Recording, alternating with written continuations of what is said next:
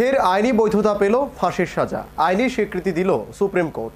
সর্বোচ্চ ফাঁসির সাজা বাদ দেওয়ার জন্য এর আগেও দাবি উঠেছিল, কিন্তু সুপ্রিম কোর্টের 3 বিচারপতিকে নিয়ে গঠিত বেঞ্চ ফাঁসির সাজা বহাল রাখার পক্ষে রায় দেন। ফাঁসির সাজার আইনি বৈধতায় ফের স্বীকৃতি দিল সুপ্রিম কোর্ট। তবে 3 বিচারপতির বেঞ্চে বিচারপতিদের মধ্যে ঐক্যমত হয়নি। বিচারপতি কুরিয়ান জোসেফ, বিচারপতি দীপক গুপ্ত এবং বিচারপতি হেমন্ত গুপ্তকে নিয়ে গঠিত বেঞ্চে প্রবীণতম বিচারপতি জোসেফই ফাঁসির সাজা বহাল রাখার বিপক্ষে মত দিয়েছেন। কিন্তু অন্য 2 বিচারপতি আইন অনুযায়ী ফাঁসি বহাল রাখার পক্ষেই মত দেওয়ায় সংখ্যাগরিষ্ঠের হিসাবে সেটাই আদালতের রায় হয়ে দাঁড়ালো। এদেশের শীর্ষ আদালতে এর আগেও প্রশ্ন উঠেছে, এখনও ফাঁসির সাজা বহাল রাখা উচিত কিনা।